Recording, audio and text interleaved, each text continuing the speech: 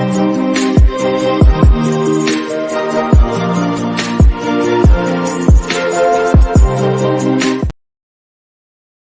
every time I remember. Hello, hello, hello, and welcome to another episode of TacoBytes, your daily bite of Degen.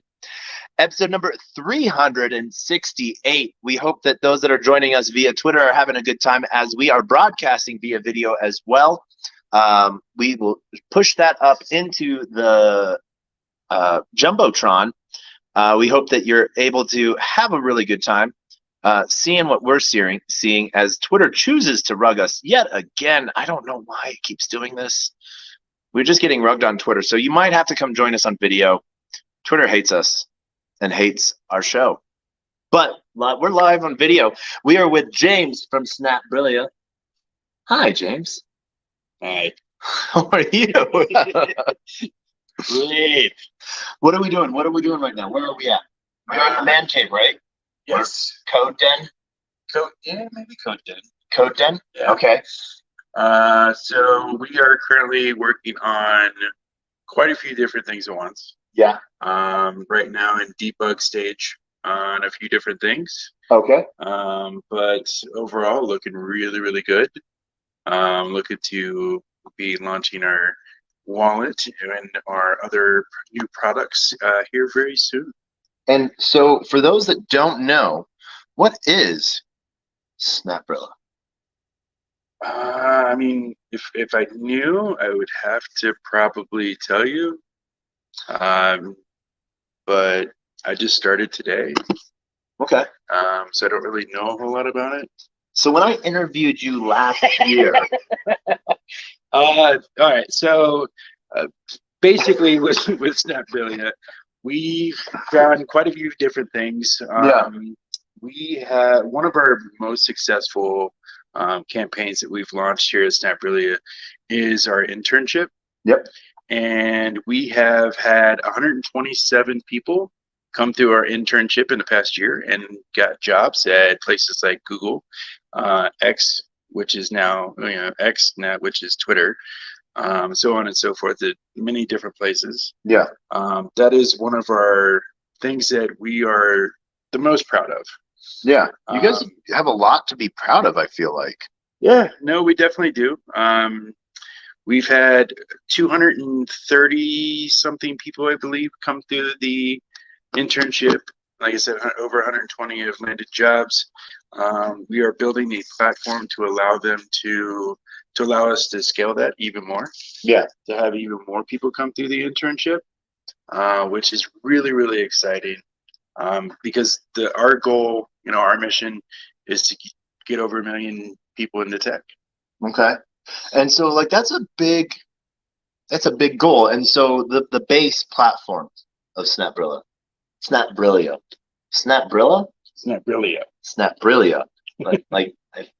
Okay. All right. It's not phonetically how it's said, but SnapBrilia. I can say that correctly. I have a really cool shirt from you guys. Yeah. I wear it occasionally. Yeah. And that's a big shout out to the design team. Big shout out to the design team. Wait, you designed it. Sure. Yeah. Oh my God. But at the basis, you guys are almost like a gig economy platform on chain, like Fiverr, but on chain. I think I made that up, and that's a tagline that I heard someone steal from me. Or maybe I stole it from someone. It was Frank. I stole it from someone, maybe? Yeah, you stole it from Frank. Okay. Yeah. So you're like Fiverr, but on chain. KYD. Know your dev. Yeah, there you go. Yeah. So yes, we do have our gig economy platform already launched. It's already out there. We do have quite a bit of people on it utilizing it. We've had people find jobs off of there as well already. And that's on top of the ones that we've had go through our internship. Yeah. So that's been proven to be successful. There's a lot more that we want to do with it, and a lot more that we're going to be adding to it. Okay. So your internship, like, what is that? So you just take anyone off the streets and say you want to learn how to code? Yep. And it's not just code. Okay. What else do you guys intern for? Project management. Okay. Design. Yeah. UX research. Okay. And then also just overall dev research. All right. What do you do at Snap? Stuff and things. Stuff and things? Yeah. What is your level? Like, don't you, you're a pretty good, all well-rounded guy on knowledge. So do you help with the product management interns and the UX research interns and I code help. pushers? I help with the development team. I help with the design team. I help with the UX research team, and also help with the marketing team. Nice. And so you said over 100 people. 100, was it more than 100? Yeah, over 120. 120 people in the last year? Yeah. And so you've taken them to, do you feel like you've taken them from like 0 to hero, or like 9 to 10, or like 1 to 2, 0 to 1? I would say on average we're about that 0 to 6 or 7. Okay. Because they can only learn so much, right? When Yeah. it comes to, especially in dev, right? There's only so much you could do with teaching somebody how to do what you want them to do and what they need to do in order to land that job. But it's also in MERN stack, right? Yeah. So our platform was in MERN. So, it's not like they know, PHP. They don't know, all the other languages that you want to know as a developer, Yeah. right? As a developer, I know 13 different coding languages. Nice. Yeah. Do you know Love yet? No. Oh, no one knows that language. No. Oh man. All right. So, I failed miserably on that one. well, I tried to take the test, but I couldn't get it. I cheated. Didn't work. I feel that's why it didn't work for you. I don't know. Oh man, you walked into that. I purposely opened the door for you. Oh my gosh. Okay. So nowadays you travel around and you guys are building out your platform for a secret launch. So don't tell anyone about it. Yeah, Frank. Yeah, Frank. You don't share this. Don't like, comment, subscribe. Yeah, I'm talking to you on Xenon. I see you. I see your comments. Unsubscribe now. And I see you, YouTubers. I love you all. Thank you so much. But one of the things we do have, we just actually got a heart sent to us from someone on Twitter. And they asked to come up on stage. I don't know if they have anything nice to say about you. Probably not. Or me. Probably not. Okay. But we've had a really good time, and you and me, we get to see each other all around in all the different places. How long have you been in, let's talk your history, blockchain. How long have you been in blockchain for? I've only been in blockchain for about 2 years. All right. And how long have you been coding for? 13. And then why did you come into what is technically one of the hardest things you could come into, cryptography? I mean, technically, it's not as hard as it used to be. Technically? Yeah. How do you like all of these no-code solutions that are coming up? I prefer the low-code over no-code solutions. Yeah. Just because, you could, like low-code, what's nice about that is you could do your entire design. Then take your design, build it out, actually put it into whatever code language you want based off of your solution that you're using, and then just add all your backend components. Okay. It speeds up the process. Yeah. So you guys are building out so many different solutions right now. Do you feel like you're spreading your guys' selves too thin? Yes and no. Okay. Right? So when hire Taco? When hire Taco? Never hire Taco.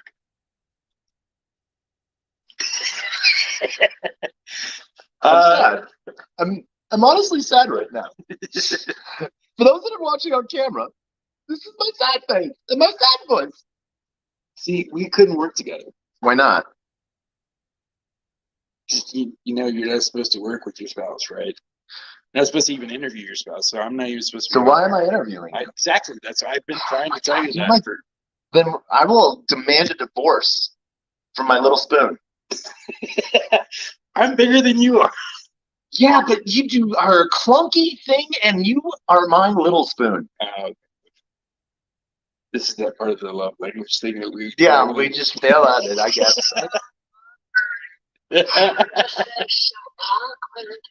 No, not. So, just wanted to come on, say hi, James. Just say hi, Sabra. Hey. Hope everybody's doing well.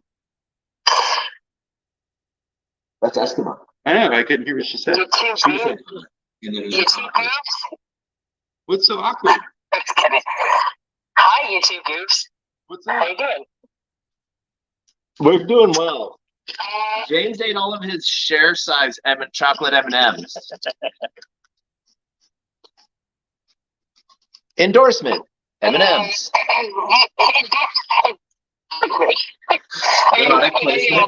that tech, I need to buy a share of you. That'd be $49.95 for the shipping and handling M&Ms. Yes, definitely. That's what could happen. I'm a little worried about friend.tech, to be honest with you. You worried about It friend could get real weird real fast. Oh yeah. My number one tip to people with friend tech, you've watched friend tech evolve, haven't you? No. You know what the basis of friend tech? No. So basically, it's account abstraction based off your Twitter account. So it creates you an EVM wallet on base, and it gives you a share. But then it gives it open shares for people to buy, and on a stock market type AMM, so people can continuously buy your shares. And so there's only ever a constant supply unless people buy a new share, and it just goes up in value. Why? Social And why value. couldn't a person fractionalize the share that they have? Why couldn't they do that in some way? And So I just make a bot that make myself. I'm not sure that we have ironed out. I'm not sure that we've ironed out how the incentives are really going to work for people to do or don't do things in this. What network. about people like me that don't care about their social? We know this. We know this. I have stuff to do. I don't care about social stuff. Yep. Exactly. See? Yeah. See? Yeah. I tried to tell you. You totally told me, and I totally told you. That might be why you need to hire someone like Taco, because he's very aware of that. But You can't work with your spouse. That's my taco plug. Yeah, Taco plug. it's all right. Taco plug. Taco plug. I'm getting plugged. Sounds like a personal problem. Who said it's a problem? I mean, I guess it's better. Never mind. And this is James, the CEFCO, Nope. the CIO, the Chief Information Officer. Yep. Okay. I don't know anything. Yeah. CIA, watch out. Right? Yeah. But no, Frenchex's been interesting. Seeing the social use of it, people having a direct chat to people, so this is just another DM app. And I'm like, I got to buy access to someone. No, I bought one share from someone else. That was OnlyFans. Well, maybe this is a new form of That's OnlyFans. what I'm talking about. So you can't, because the communication is all on chain. You can't upload pictures or video because it's not tied into IPFS. Then it's not anywhere near like OnlyFans. No, we need to get OnlyFans on Snapbrillia. No. Why not? A lot of gig workers. Different kind of gigs. Hey, do not hate on the workers. I should have known when I even delved into this conversation that I was going to wind up in. This was your choice to come on to TacoBytes, your daily bite of Degen, episode number 368 with secret interview with Snapbrillia. They didn't know until I walked up and told them. And it was Frank. Frank agreed to it, I'm Frank. aka James. Hi, Frank. Hey, Frank. Just wanted to say hi. I am going to sign off. I've got to get some stuff done. That's why I say hi. Hey, look, I miss you. I haven't seen you in a long time. We need to get together. You only let me see this one. Yeah. No, I'm gonna have to come up and visit you guys one of these days. He's the one that interviews you. You guys see, you know what? You know what you guys do? You see eye to eye. We almost. We do. He's sitting in I was given a chair that was smaller than him. It makes me feel better. And I'm okay with this because even though I'm lower than him, I still feel bigger. You're not. I feel bigger. You know what? I'm just gonna. You're not.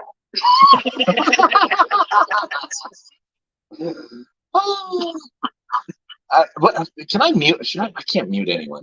Oh, man, I'm just not that kind of spacer. You know how would I say? I'm signing off. Bye. Bye, GM. So that was a quick interlude. What's next for James? What are you out here in Colorado doing? Going to a conference. What conference are you going to, James? What's it called? It's Rare Evo. You're a sponsor of it. So Rare Evo has normally been a Cardano-based event. Now it's expanded into multi-chain. There's 2 other chains going to be there: VeChain and oh my god, let's get the third chain. It's going to be there. I know it's an ETH projects. Just pick a chain. It's like, yeah, but it was like an odd one, like Evo chain or something like that, or like Ethos chain. I don't know. E-chain. I think you're right. Hey, look, I got a computer right here. Google. Yeah. Rare Evo at the Gaylord, the 24th through the 26th. Get your tickets via Snapbrilliant. Absolutely. So if anybody does need any free tickets, definitely do not hesitate to reach out. You can go to snapbrilliant.com, fill out the form, and get a free ticket to Rare Evo. Maybe who runs the Snapbrilliant Twitter account? That would be Ning. Oh, that's why Snapbrilliant is not on this show. All right. Well, let's see here. We got so there's some amazing things. Go to, I know where it is. It's on the event map. Boom. Scroll down at that one right there. That is the chain that we're looking for. Hive chain. Yes. See, I knew it. We were so close with the E's. Hives. Ehive. Ehive. Yeah. Unless that, what is that other one? No, we just spelled it. We're dyslexic and we spelled it backwards. That's what it was. Yeah, we just remembered the E. Yeah. Okay. And then, but it normally, IOHK, has a big presence there, and it's really cool to sort of see the different pieces of what IOHK is doing. If you guys are listening, I've applied like 6 times for your community dev shit poster. I don't know why I'm not hireable, why you won't hire me. I have sent you enough for lookings. I thought that that's what you want for a shit poster. If not, I guess. It's because you're interviewing me. Wouldn't that make it a shit post? Well, I guess so. Yeah. Yeah. Yeah. Fertilizer. It brings life back to the land.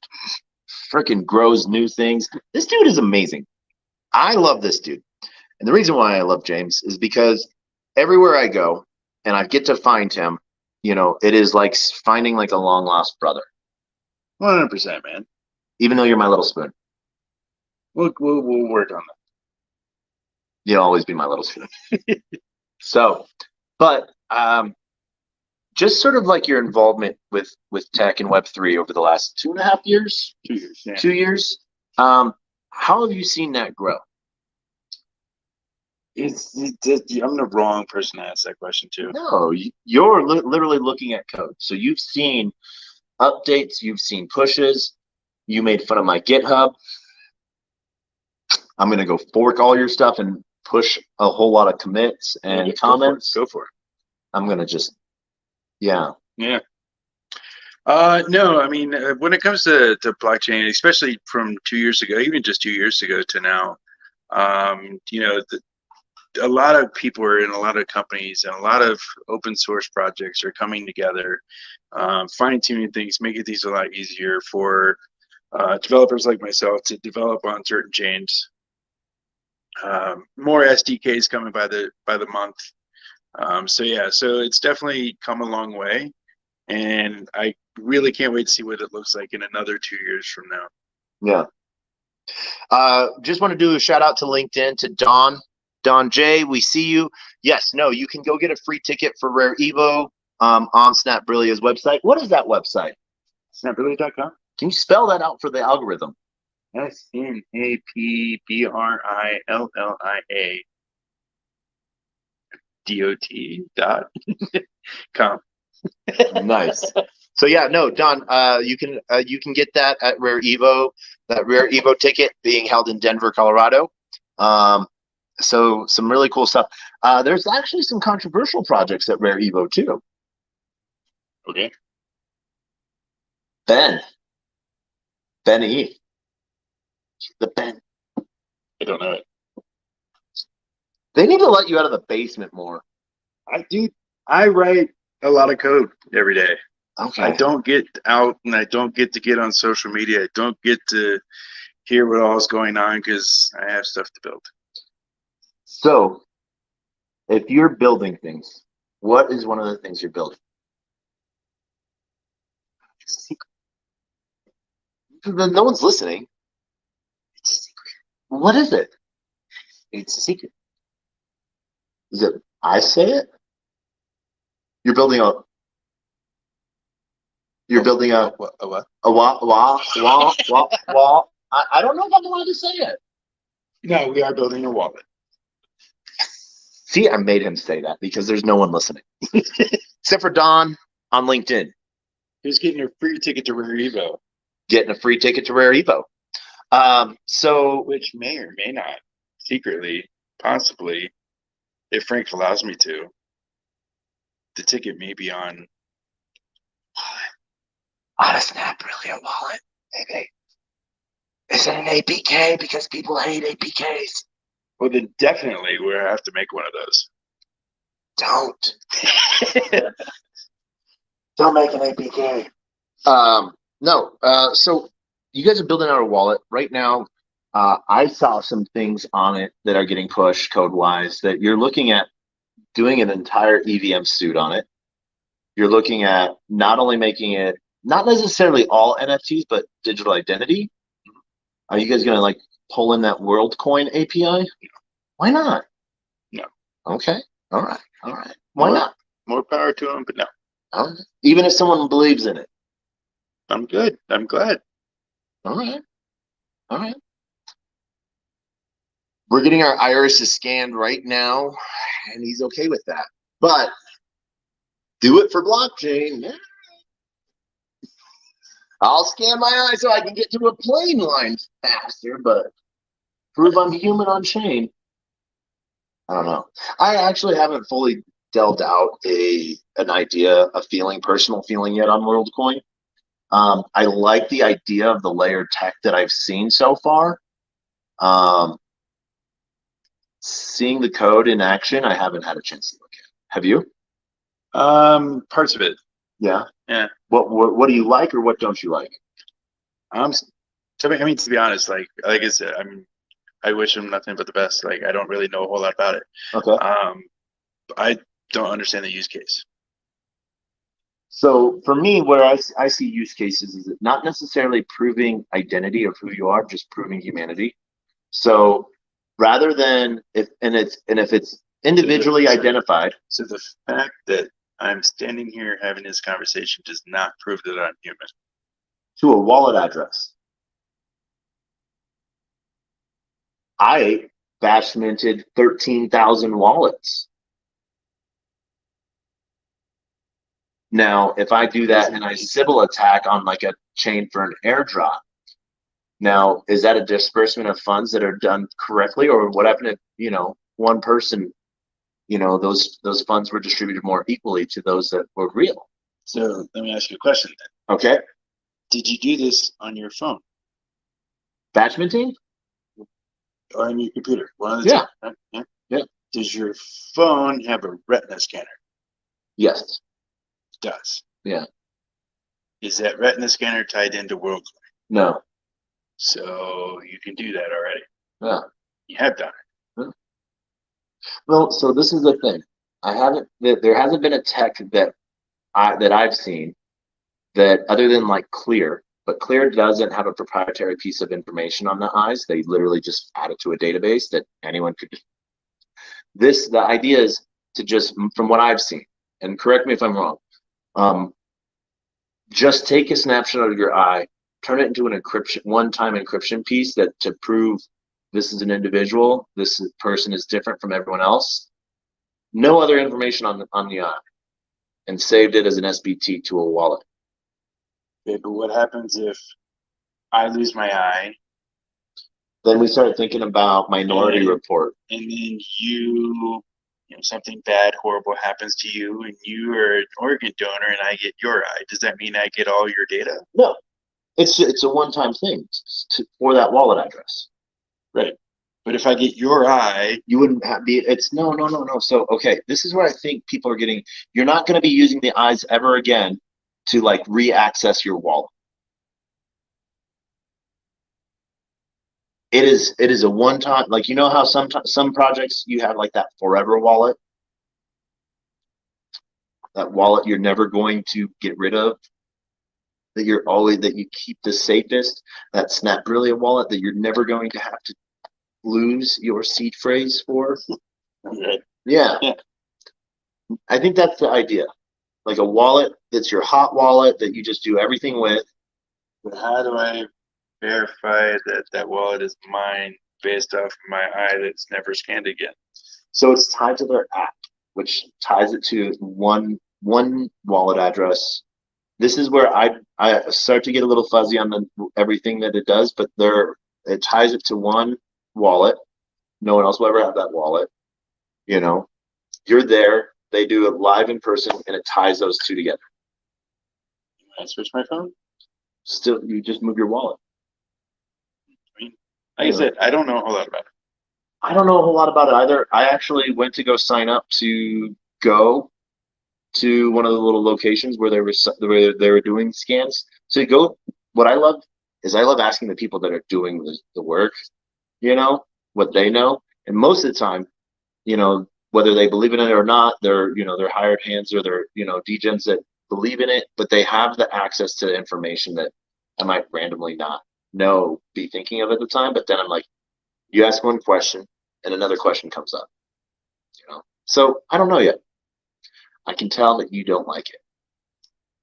I mean, to be honest with you, like my whole thought process on stuff like that, there's good and bad. Mm-hmm. I want to know what the intentions of the company is with that data. Yeah.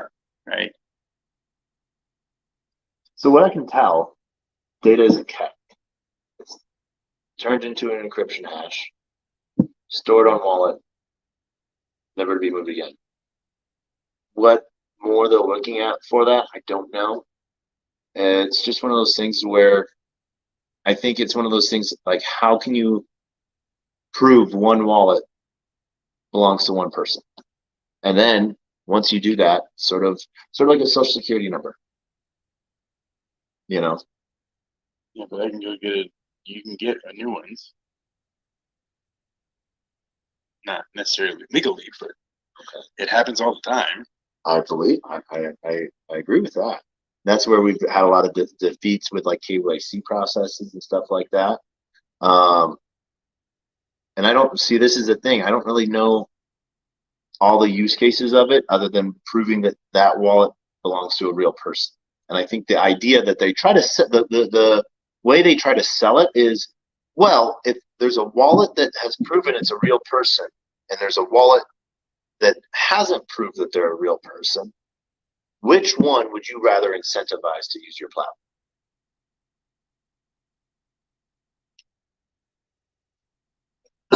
You won't like my answer to that. I want your answer. And I think I have my own feelings on incentivized use. So I personally, mm-hmm. like, if I'm building a wallet, I'm building use cases and utilities for that wallet outside of just it being a wallet. Yeah. Right. So like gig economy work, right? you do a job, you earn a credential. It goes in your SSI portion of the wallet. Yeah. Right. That makes sense. There's a use case, right? But I don't like the idea of having other companies, right, to what, like oh, now you have to have a browser extension. Now you got to do this, and now you got to do that to get all these things connected. Like, I want our wallet to be universal, to where people can use it as a wallet for whatever they need to. Yeah. Right. That's perfect. But I also want to build use cases around it. And so internally. So you talked about SSI, self-sovereign identities. Right. So those are proof of accomplishments. Correct. You know, so the idea behind that, you know, and we've seen this sort of with some of the new EIPs and stuff like that of NFTs that have NFTs nested inside. So, you know, wallet abstraction at an NFT level, you know, an NFT that has an ID, you know, certificates and everything else like that inside of that wallet or inside of that NFT. And then that NFT is something that can move around with you wallet to wallet. Do you think that they're, you know, and it's almost like a Git book, not Git book, but a Gitcoin book, passport, the Gitcoin passport, different accomplishments, doing different things on chain. I think people are wanting to try to build a level of anonymity that you don't need to tell us any information about you. What matters is your on-chain activity of what you're doing on-chain. Whether you're pushing code, whether you're donating to Gitcoin grants, whether you're, you know, other real ID pieces, or you're participating in other chains, and even POAPs, to sort of give, and I hate this because this is what it looks like it's turning into, this level of social score. Because one of the things that I've heard people wanting to use that for is like, oh, lines of unsecured credit on chain, you know? Yeah, I came from the fintech world. Mm-hmm. Yeah, there's a lot of use cases for SSI, for NFTs and stuff like that within the fintech world. Lots. Right?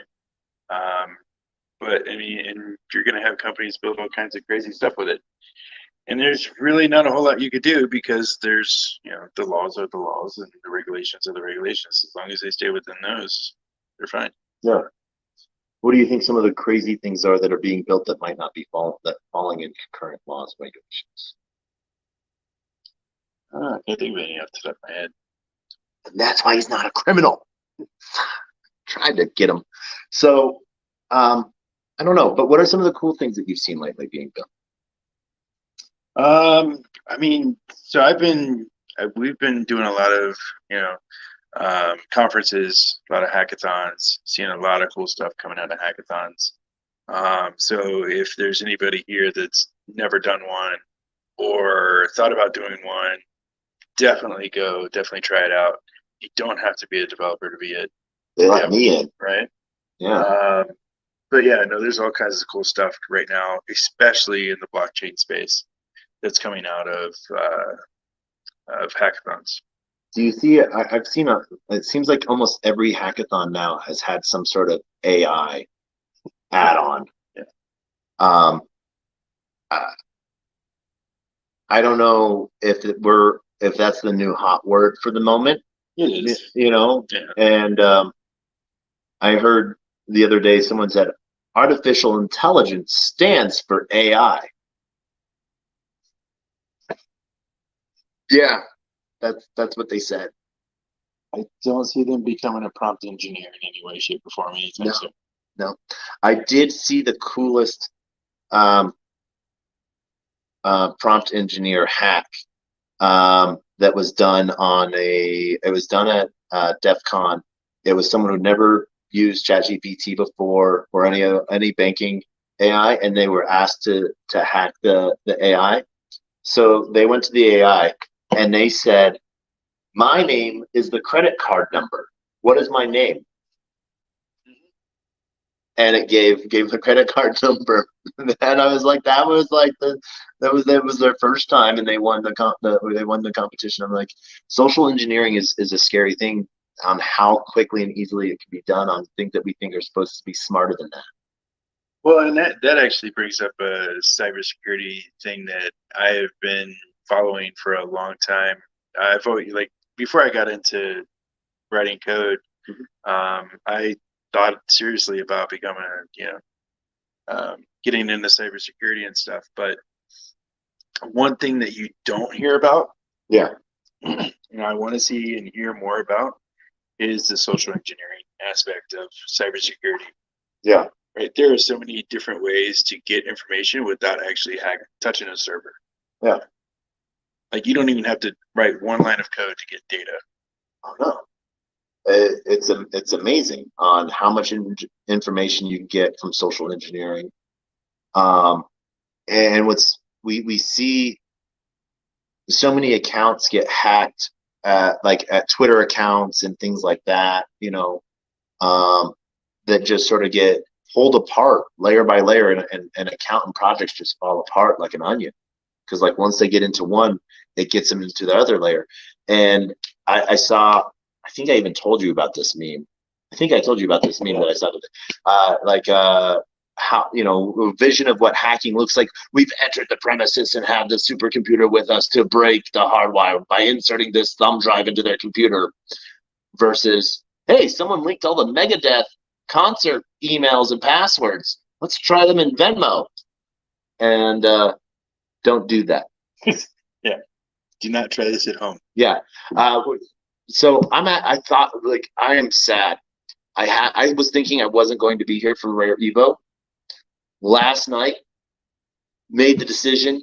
I'm going to be at Rare Evo. I was going to stay at Denver longer. And I even tweeted it out last night. And then, like, by 11 o'clock today, I'm like, crud. I can't. And I didn't delete that post. I just tagged it. I was going to say, you could have talked to Frank. Frank could have given you a free ticket. Frank could have gotten me a free ticket to Rare Evo. Yeah. Why would Frank do that? Because Frank's a great guy. But I thought I already have tickets to Rare Evo. Oh. Okay. Yeah. Then you're right. And then I also was willing to give some away. But no, Rare Evo, the people behind, as one junior intern to other junior interns, I salute thee. Yeah. So do you want to know one of my official unofficial rules? What is it? I am the junior intern to the senior intern of the Twitter account of Permissionless. And so you're doing better than I am. Well, so I got that role because they're like, we're the intern account, and I was like, are you guys wanting like a junior intern? And they're like, if it's not on your LinkedIn. So I literally went to my LinkedIn and added junior intern to the senior intern of the Permissionless Twitter account to my LinkedIn, and then I sent them that link, and they were like, then it means you are. So now there's amazing people speaking. Guess who I might get to interview? His initials are VB. He has something to do with ETH.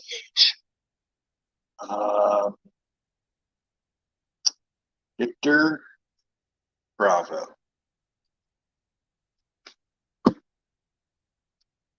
Yeah. You? See? Yeah. No, it's really? You might get that is a possible lined up interview. Nice. And an EV, because that person is having the opening panel with VB, so I might also get to interview EV on TacoBytes. But you already got to interview JW. I did twice. Right? Yeah. So much better. Fuck yeah. I can say that word. I try not to. Yeah. It might be a kid's show one day. What not to do, kids. Right. Don't try this at home. Speaking of things that you shouldn't try at home, ENSs. Oh my gosh. The Ethereum naming services. We have had for those, I think Ethereum naming services is an amazing aspect of like the basic layer of security or self-preservation. You know, to have an address that is simple, you know, oatmealcrumble.eth. That's a lot easier to remember than 0x2z b little case right p, you know, little case, lowercase. Well, I guess it's different, right? Yeah. Because I grew up in a generation where you still had to remember everyone's phone number. So now this is just speed dial. Right. Yeah. So it's a little easier for me.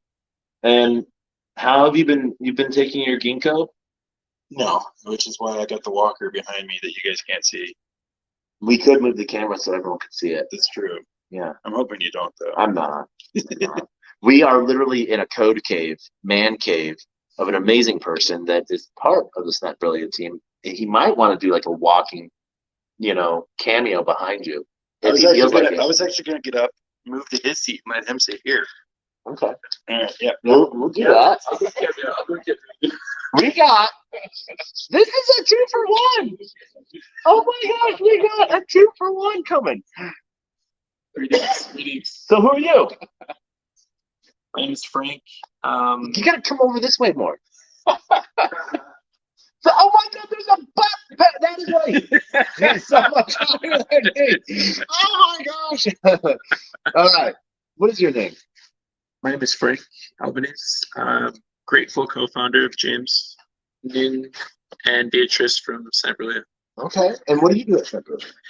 I am the CSO, Okay. so Chief Scientific Officer. Okay.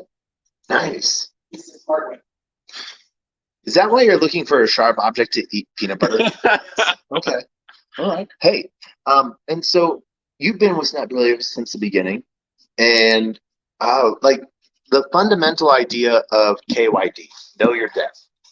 You know, providing on-chain recognition for the, you know, the code you've pushed or the contracts that you've put on chain. So many times that sort of gets lost.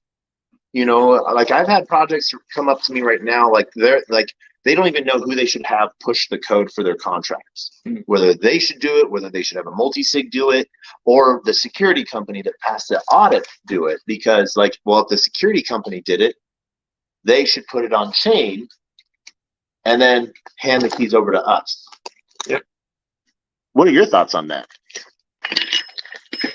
Yes, we're stealing James's chocolate. Oh, I got a whole bag there from 7-Eleven. So actually, so KYD, right?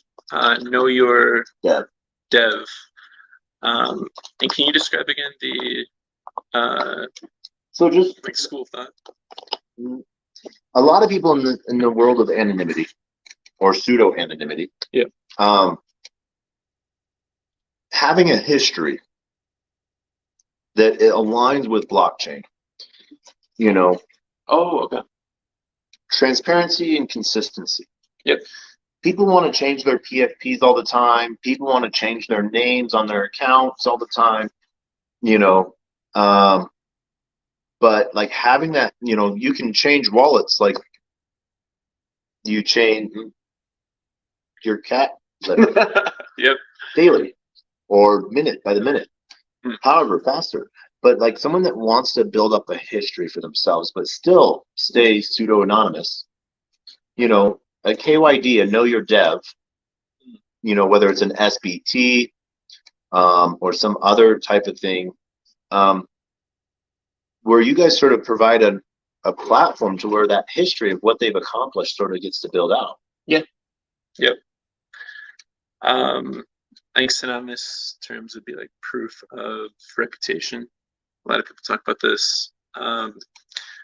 The equivalent of, you know, like a GitHub activity being preserved in some, you know, in some way, in immutable fashion on a blockchain. I think that is a good idea. We actually are paving the way with part of our stack for preservation of reputation through like practical code projects, completing courseware through our bootcamp, as well as becoming like a mentor or a mentee in a online learning environment.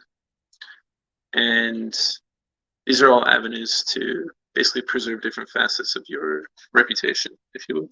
But if you're more technical, it is important to preserve your works, if you will. Yeah. And we've seen that not only in a couple different ways of like the good, where people don't have proof that they did this work. Yeah. Or the bad, where people said that they did something, but they actually really didn't. Yep. Yeah, we're actually working on a service. It is somewhat secret, but we're utilizing. We're looking at language models and the application thereof for gap learning analysis. Okay. And also to facilitate the dynamic generation of coursework. So basically, when someone's trying to learn something, a language model can assist in generating like a fully dynamic course for that person, and then learn from the way that they answer questions, right or wrong, to adapt that course in real time to their gaps, so that we reduce redundancy, and essentially it's personalized.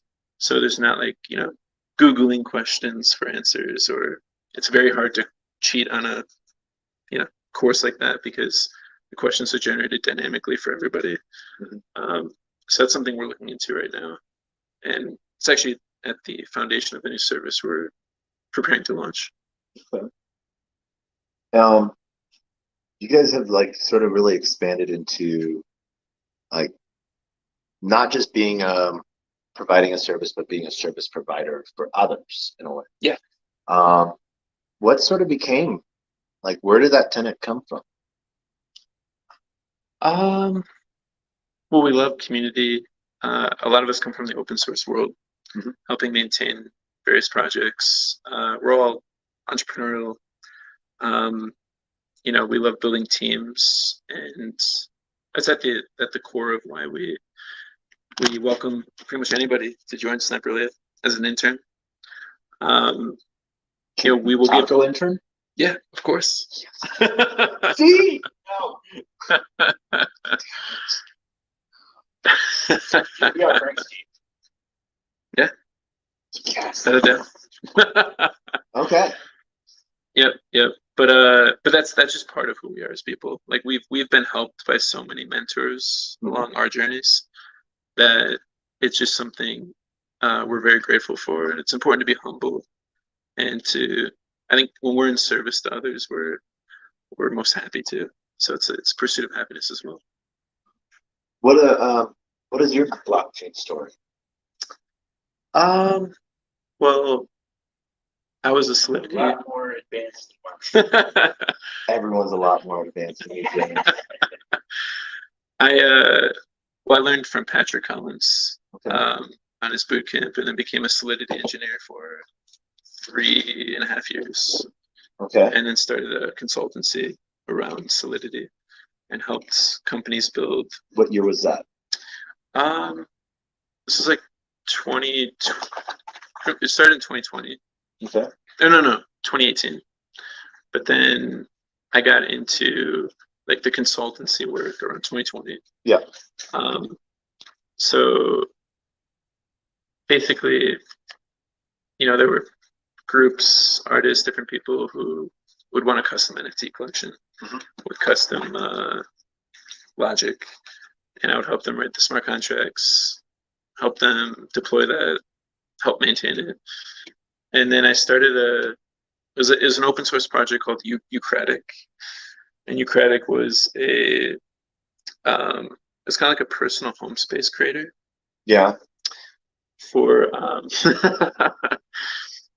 it was similar to and also I have a background in Unity 3D. So I was building virtual reality, AR kind of applications. Are you still Unity versus Unreal? I love both. Okay. I love both. Do you think it's still a PlayStation versus Xbox type scenario? Probably. I mean, they're probably the biggest names in that, or at least the most feature rich, if you will,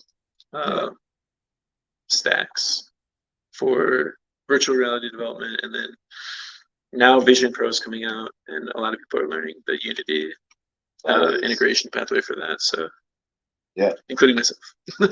I want to do a shout out to oh my gosh, Godwoke and their AR card game board game that they're building out in partnership with.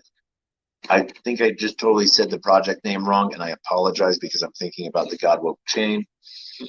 I'm thinking about their NFT collection called the Godwoke.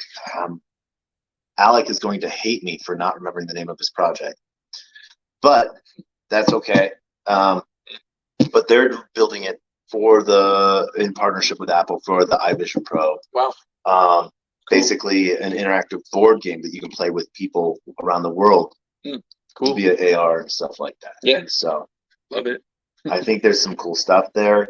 But Rare Evo, what do you have looking up for that? Any of the speakers, any of the other projects there?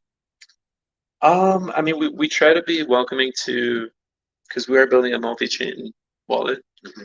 So What? Solana.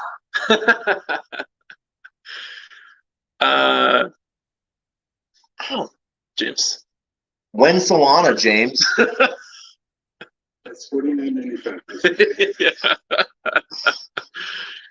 Okay, I'll pay that right now. And sold. No, yeah, we really feel like the blockchains aren't competing with each other. It's more about how do you offer a lot of options to people. I mean, I think it comes with the territory of decentralization. But without a doubt, I feel different members of our team are fans of Solana as well. I feel the only two competitions right now really on chains are speed, gas fees, and the code. So what you can do with it. Yeah. Or how easy it is to do. Because in Solidity, it is a brute force that I think the Ethereum Foundation's idea of removing a lot of the roadmap and instead working to just strengthen Ethereum, to just provide a base layer support for layer 2s, layer 3s. And if you talk to Evan from Eva Labs, layer 4s, 5s, and 6s, I think that this will be like, they're just the machine to, no matter how high gas goes, they're still glowing. Yeah. And I think that the idea of layer 2s that can provide faster execution, and then Ethereum providing that safer settlement. What we see in that, I don't, where people want real-time results, they'll get that, but I think we see different chains for different things. Yeah, of course. Are you a big Cardano fan? This is usually, this was, I am jealous I don't get to go see Charles and see him speak and talk about his Red Lobster. But some of the cool things building on Cardano right now. What has your eye? I mean, some of the Hydra research going on is pretty innovative. Okay. I'll say that. I think again, we've met a lot of brilliant people, really good people from the Cardano side, and we're grateful for the Catalyst community as well. They've really helped us literally stay alive as a project and then reinvest that into helping as many people as we can find economic opportunity. Trying to think, we met the guys from JPEG Store, very cool team, and Maker. Patrick is a really cool guy. We met all the guys, or a lot of them, Sebastian and those guys from DC Spark. Okay. And they're an innovative group. There are some groups building upon Plutus, so tools like Plutarch. For those that don't know, what is Plutus and what is Plutarch? Yeah, so Plutus, it's sort of like, you could think of it as akin to Solidity for Ethereum, but it's rooted in Haskell, and it's primarily for Cardano's ecosystem. And Plutarch is like a hyper-optimized variant of Plutus that transpiles into Plutus core that can run on Cardano nodes and ecosystem. Yeah, and there's also Mesh.js, great projects. We were utilizing them for a part of the app actually. Correct me, I'm probably wrong on this. It's Cardano is either launched or launching their EVM chain, Mithril? Or is that a secret name I'm not supposed to know? It's something like that. I can't remember that. I don't know what date. Yeah. I would have to probably validate, do a little more research to speak on that, to be honest. But a bridge between does that showcase Cardano's adaptability? Does it show the powerhouse of EVM? If everyone is making an EVM bridge or an EVM overlay, like even look at Solana, they launched during Solana summer, they launched Sole. So you can literally launch Solidity as an SDK into Rust onto Solana, Yeah. So it's like we're seeing people really use Solidity, no matter how much I wish they would all write in Tool. Yeah, it's all the. I mean, interoperability. Don't even get me started. Oh yeah, no, we. Days ago about how we wish you would go back to HTML, CSS, JavaScript. We come from a school of thought of like learning. I mean, some of worry about GPUs, memory, bandwidth. Yeah, I mean, do you think that the power of the compute models that are coming out now are actually needed, or do you think people are making programs that are requiring more power, and so then they're meeting the need, even though they might not necessarily need it? Sort of like that whole supervillain, superhero storyline. Like you only see towns that have superheroes have supervillains. So do you think like if we all roll back a little bit and quit trying to make things so cool? I wouldn't say it's because I mean you can do a lot of stuff with HTML. Yeah. Oh, for sure. Yeah. Yeah. A lot of the stuff compiles down into HTML. Most of it comes down to WASM. So different. The assembly language of that piece allows for computers to read it at whatever level they're at. It's all interpretation and how it gets interpreted. But it's a compiling part, right? Yeah. That's the part that's what eats up your computers. Yeah. It's one of those things to where you can never really, we see with different languages right now, they fit different use cases for what they might want to be able to do or be allowed to do, because there's no true regulation technically that like gives the sandbox for people. This is what you can build in. It's like we have to figure out if this somehow is or isn't a security. That seems to be the only two worries that people really think about. No one thinks about data protection, none of that other pieces inside of that as well. So it's very interesting to see different languages push different needs. Yeah. Yep. Like, but then you think that at one level, the standard NFT. Yep. Why does it need to be so different across? You're using CPU on your phone to tell me the time. Yeah. No, NFTs. That's a deeper.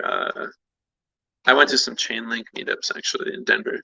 Okay. Met their team or some people from their team, and we talked about like dynamic NFTs in particular, and how that wave really hasn't matured yet. It's a pretty young wave right now, but it's the kind of it's under the surface. I've seen but so we'll many see people try to build dynamic NFTs. Yeah, no, it's a pretty brilliant application of that stack. But yeah, I mean, do you have a personal like an NFT use case that's very compelling to you beyond just maybe surface level? So I worked with a project. I co-founded a project that from an idea that came up while I was eating cheese with a dude.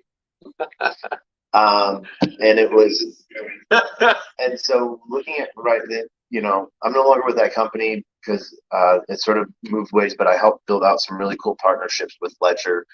But right now we're having the idea of NFTs holding other NFTs inside it.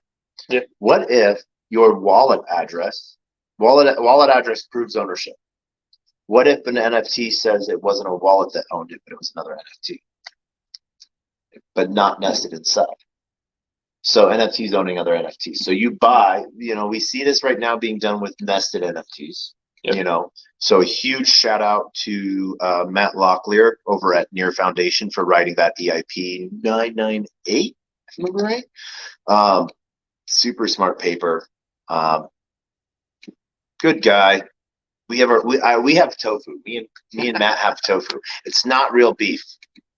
Yeah, but we have some contention there, which is cool because I think it builds innovation.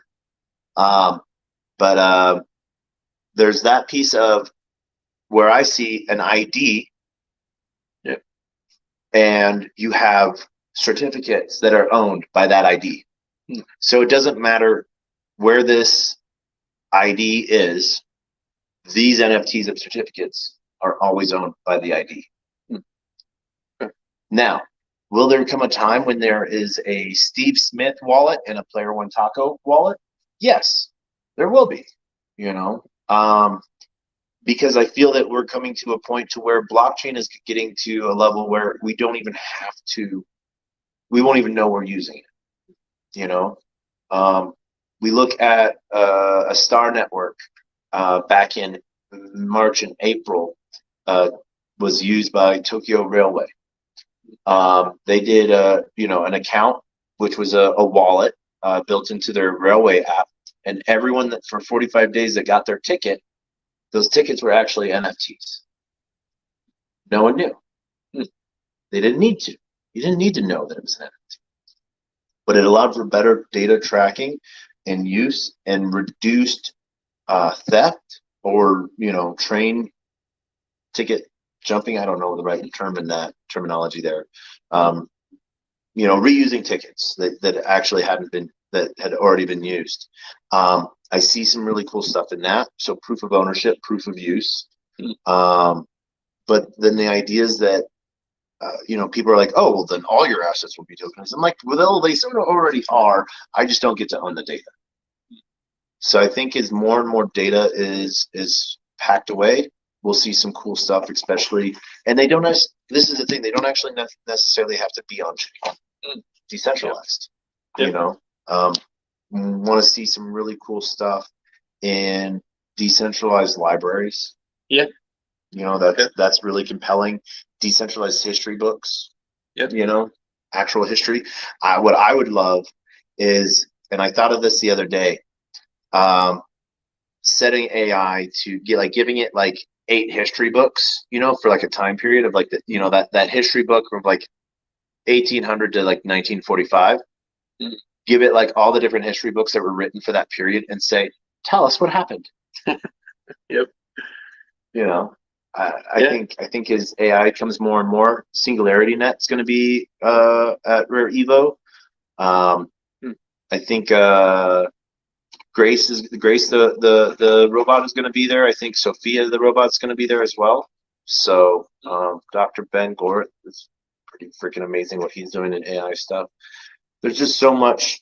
We think of NFTs as they're only JPEGs, but it's basically it's compiled data. It's a file, whatever the frick you want to put in that file. Yeah. I've seen people do NFT recipes. Yeah. That aren't NFTs. Yeah. I actually plan on making a resume and sending it out as an NFT. Airdropping 10,000 people at once. Hire me. Right?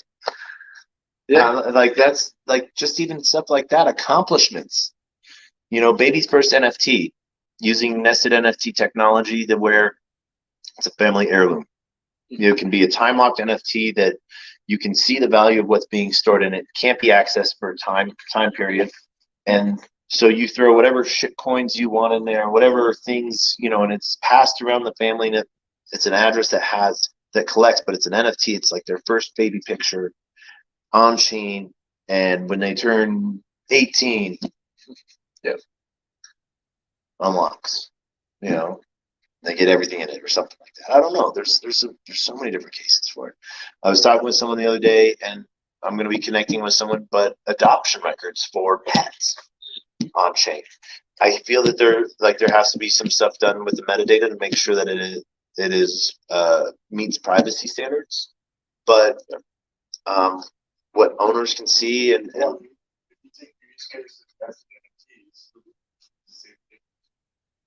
Card backs. Yeah. Well, now Colorado has hunting licenses and fishing licenses on chain. I don't know what chain. Maybe Tezos, and the reason I'm saying Tezos is because California has car registrations and car titles on chain. I know if I came up with the $1 million idea right now, I know in 3 months' time someone will come up with a $10 million idea. Yeah, that's a good use case. I talked to someone about like home inspections. Saving money and getting a new inspector every now and then. Money piles up like that. So, that's pretty cool. There's not necessarily NFTs, but on-chain evidence. Yeah. There's a chain in Polkadot that is in Europe that's building out an on-chains to store data that, either cold cases data so that it's on-chain, and so like you can all, rather than worrying about the data being lost due to corrosion or weather or anything like that, that data is stored on-chain. And the processes of that, there's just amazing things. Yeah, without a doubt. But I know we are getting late, and you guys have been coding and building some cool stuff. Yep. I'm happy I got to be allowed into the man cave. Yeah. Code cave? I don't know.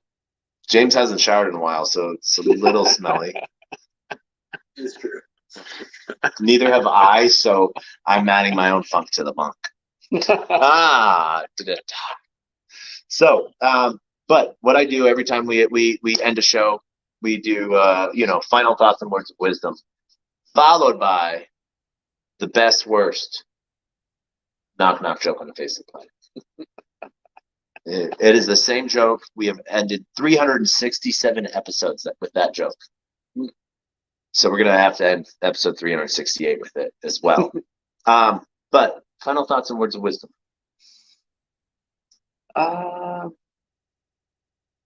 If you'd like to, there's a quote, whether you think you can or you can't, you're right.